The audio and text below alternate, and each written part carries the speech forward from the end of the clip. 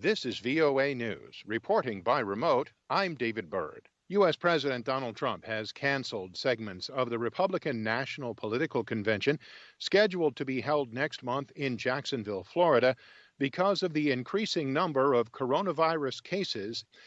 At a White House briefing Thursday evening, Trump said he did not think it was the right time to hold the convention with an outbreak of coronavirus in that state. The timing for this event is not right, just not right with what's happened recently, the flare-up in Florida.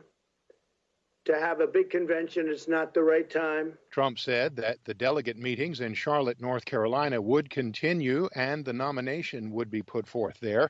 He said other events would be done with tele-rallies and that he still plans to do a convention speech, although in a different form.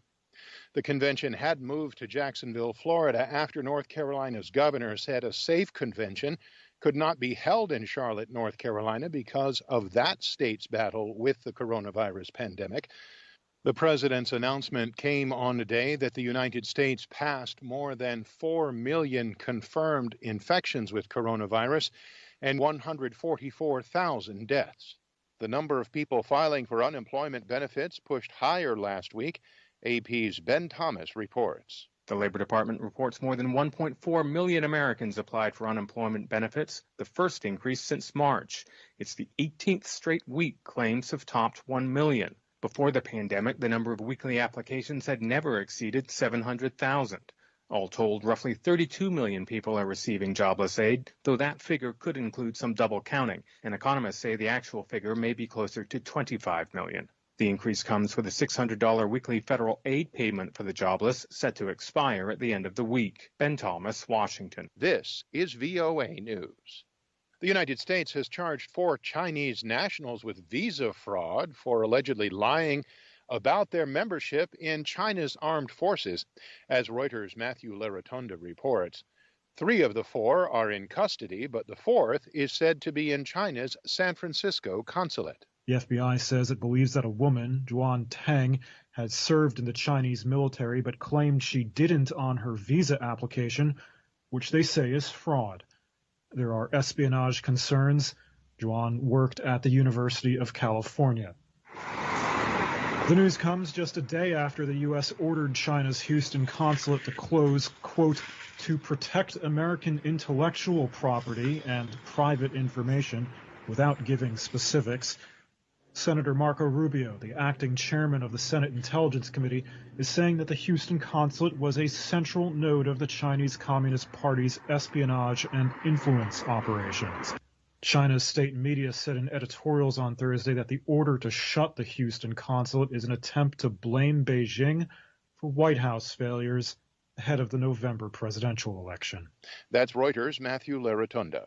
A hospital in the southern French city of Lyon is testing patients with a new machine that enables them to breathe into a tube to see whether they have COVID-19 in a matter of seconds. Reuters' Emer McCarthy reports. The machine is entering a second trial phase after 3 months of tests on dozens of people. Unlike the sometimes uncomfortable standard tests, it is not invasive and provides an immediate result. Jean-Christophe Richard is the head of intensive care medicine at Hospital Croix-Rousse. With this type of rapid test, we will have the results immediately and can then move the patient to the right area of the hospital. The second benefit is that as we now have a few effective treatments, the quicker we can diagnose, the quicker we can carry out the treatment. Richard says he hopes to have the machine fully operational by the end of the year. Bruno Lina, an independent virus expert who has been consulted on the machine, said at this stage it is too expensive for widespread distribution in hospitals. That's Reuters' Emer McCarthy. New York Representative Alexandria Ocasio-Cortez's outrage over a Republican lawmaker's verbal assault on her expanded Thursday as she and other Democrats took to the House floor. In an incident witnessed by a reporter, the Florida Representative Ted Yoho, a Republican, angrily confronted Ocasio-Cortez this week and profanely insulted her.